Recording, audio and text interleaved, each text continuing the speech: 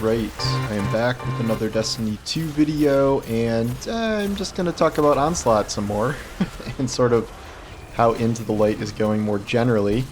It's been a couple of days now. I have maxed out Shaxx rank. I guess I'll just start with that. I know that sounds insane, but like it's not really hard to max out Shaxx rank at all. You get a lot of Shaxx XP just from playing like a 50 run of normal, which I just finished my 4th one. I think I maxed them out after 3. I had some failed attempts where you still get XP per wave. I did a couple playlist ones just because I didn't have time to do a full hour. I did some bounties, and that's it. And like if you did Legend, which I don't do, you would get even more XP. So you max out Shaxx, you get access to all the armor sets, you get these big bundles of Brave tokens, but you cannot reset Shaxx. So from here on out, you are limited entirely to just putting tokens into that chest 10 at a time. You don't get rank up engrams, you don't get bundles of Brave tokens. That sucks. I can't tell if this is on purpose or not. Some people say it's on purpose, some people say it's bugged. But you should not be able to max a vendor in a week. I don't think that's a good idea. Maybe this rolls over seasonally or something. Xur did this too, but you could at least still get engrams from continuing to level up Xur there. So I don't know what's going on with that, but I think that's a shortcoming of the way this is designed. We are still in the week before they unleash some new weapons. I talked about shiny weapons today, something I suggested 3 years ago at this point, and they sort of implemented it the way I thought they could. They have the double perks in addition to like the kind of unique shader and low drop rates and stuff. I suggested back then maybe they could like switch elements, but I think that was before, I'm pretty sure that was before like they were doing all of these Element 3.0 editions for the perks, so that wouldn't really work now. I love the shiny system. I think it's great. I really do like this idea that we have these ultra rare weapons to pursue, even though they're not really like that much of an advantage. Like, yeah, there's some where it's nice to have 2 perks you can switch between on one weapon. I think there's something with Edge Transit you can do to like switch from Envious to Cascade or something that's kind of crazy. But like generally though, I think it's just kind of a fun thing to have, and you get excited when you see one of those drops because you know it's really rare. You know it could have some, you know, good perk options. These weapons will be able to be enhanced with enhanced perks. And it's just something kind of that's a fun drop in a way that I would argue is more interesting than getting 5 red borders for crafted weapons, even if you can indeed just engineer yourself that perfect roll. I think they're going to keep doing shiny weapons in the future. That seems like something that has been a pretty big hit in this for the most part, so I think they're going to carry it forward in some form or another. I know some people are, you know, complaining that the drop rates are too low, but like they're supposed to be low. Like, did you ever play Pokemon when shinies were first invented? Like, it's supposed to be like just absolutely low drop rates, and these are not like that terrible. I've been playing 3 days. I have maybe 4 or 5, I think, that have dropped. The quest ones don't count because the quest ones are fixed rolls, so it's really just purely cosmetic on those, and you're not getting any god rolls from those.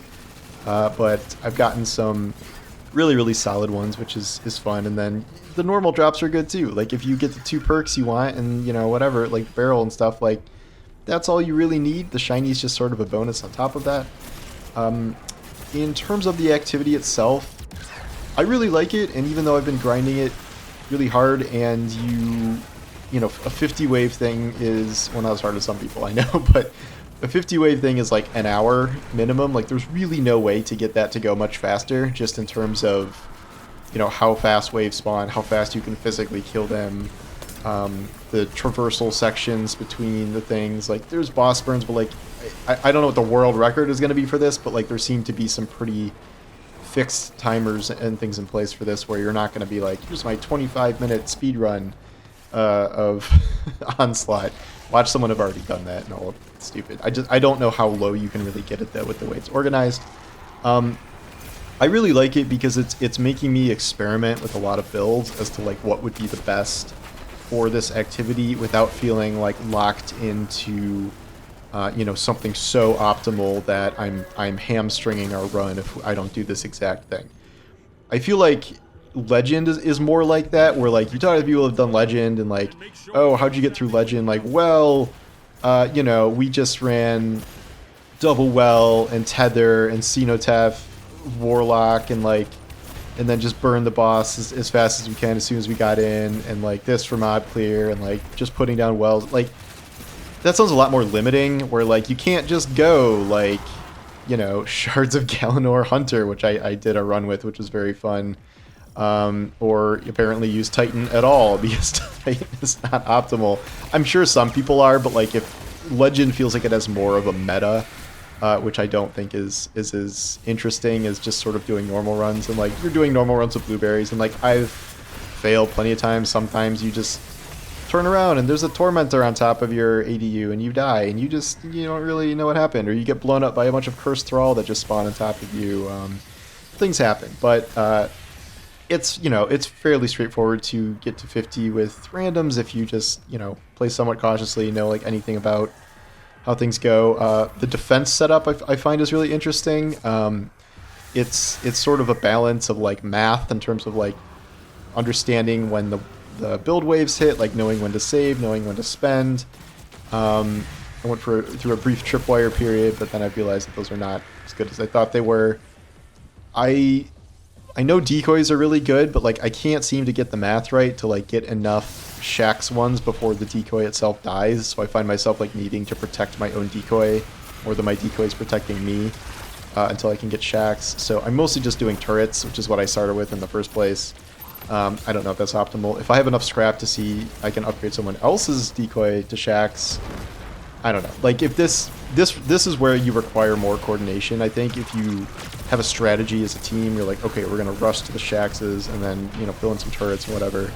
That I think is a better setup than what we have here with randoms, and everyone's just sort of buying whatever they have, and people are spending their leftover currency on level 1 trip mines and whatever. Like it's fine. Like I've never seen one person just like utterly tank an entire run with like, you know, the guy in my last run is using Black Talon, and like we did fine, like it was fine, and like I screwed up plenty of times too. Like this build I'm running, as you can see, is Thorn Osteo. I think this is my first run with it as a suspend mod clear thing. There's almost an identical version of this with Outbreak, where you can also suspend, and then your little nanites are eating everything and spreading slice and whatever it's called. I forget what the debuff's called. But I've used so many things. Voidlock, Void Hunter is obviously incredible. Pyrogale Titan, I was doing Shards Hunter. You can do Golden Gun Hunter for huge boss damage. Like it's a really wide range of stuff you can do in a way that I don't feel like it happens in most activities. And also, like, there are champions in normal, but they're few, and there's like one champion every 5 waves or something, so you can really just burst it down if you absolutely have to. The waves are so interesting. Like we've all seen like pretty much all the waves at this point. Like they're not that diverse, and you sort of know what kinds of waves there are, but the variety is like, okay, this wave is 50 acolytes running at you in a straight line, and like that's it. And then, oh, this wave is 50 ogres and 2 giant demolitionist guys who spawn 5 feet from your ADU, or a tormentor with you know, 2 shriekers constantly pumping out void into you as you get jumped on. Like there are the occasional like very, very hard rounds interspersed with like some absurdly easy rounds at the same time. It's a good variety, and like again, this feels it's sort of implaceable because it doesn't really feel like anything else that we've had in Destiny, where, you know, it's a Vanguard or a ritual activity sort of now. The 10 level one is very easy. Like it's strike length, it's very short, it's very easy.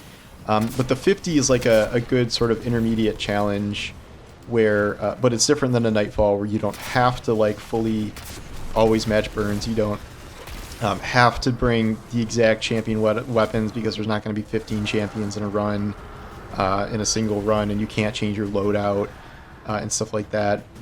And then on Legend, I think it's a decent challenge for like the ultra high-end PvE folks who said that, you know, at least at higher level waves, it gets like legitimately pretty challenging. They're all waiting for the boss thing, boss gauntlet, what's it called?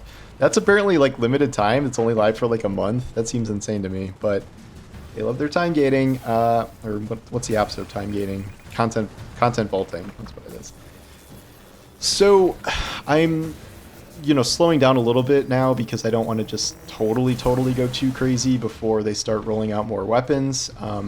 My main objective right now is to just get enough of the tokens to buy the full parade set, which some of the parade pieces are not amazing. Some of them are really good. But that's my first goal, and then after that I'm going to start just dumping all my tokens into the chest, as obviously what else are you going to do with them? And then I'll focus, what is next week? Mountaintop and something? Midnight Coup, I think. So those are definitely going to be worth going for. I don't have like perfect rolls on all of the existing weapons that are out right now. I got a pretty good shiny Edge Transit. I got what I thought was a pretty good shiny Recluse that like everyone liked on Twitter and got like 4,000 likes, but like I don't even think it's that good. Now that I'm using it, it had like Feeding Frenzy, Master of Arms, but like Master of Arms really got nerfed. So now I think the better perk in that slot is either Frenzy or it's I don't remember what the new one is called, but like the one that gives you stacking damage bonus from kills and then also stacking when you for even higher when you get melee or grenade kills. So that, I think that's the best one. I just got Feeding Frenzy, that perk, so I think that's really good. But in theory I want a shiny with like a really good god roll, so I'm just back to focusing Recluses. I don't care about like Succession. Maybe I need a better Flying Guillotine, but like a lot of them I'm just like whatever, I'm over it. I got really good LC's rifles for both PvP and PvE. I think I got like the one True Vanguard is using, and then the one True Vanguard is going for, as I watch this video on that. And I'm like, oh, I have those rolls. That's great. Now I just have to get good at PvP. So yeah, I'm still liking Onslaught. Like, I didn't know, it's probably, again, I've said it's going to get repetitive at some point. Like Dares of Eternity, it would be nice if this is something they added to in time. Like, oh, the Vex are here. Oh, we did one new map, but I'm not going to bank on that happening because I waited for that to happen with Dares of Eternity, and that never happened, so I guess this is just what we get. But I think this is, they threw this together in, like, not that long, like 4, 5, 6 months. It was a pretty short time span. I think they produced a really good activity as a result of that. The, focusing and Shaxx being a vendor and not being able to reset, that's a little iffy, but generally speaking, I'm really happy with this. The problem with shinies, as I guess I forgot to mention earlier, is the time limit, where it's very dumb that you have to get all the shinies within 2 months and they go away forever. I think that's a terrible idea. I think they should not do that, and they should announce that soon so people don't go like too insane grinding shinies. I don't see the downside of that. Like, it's every time they say something is a you had to be there thing, all that means is FOMO. So they gotta stop doing that. Yeah, also with the boss rush too. Probably should not make that just a month. Anyway, yeah, that's my new updated thoughts on this. I know there's been like a twab about other stuff, and they went kind of in depth with the new prismatic system, and I haven't like really fully done the breakdown of that yet because I'm mostly playing this. But those are my updated thoughts. Let me know what you think in the comments, and I'll talk to you soon. Take care.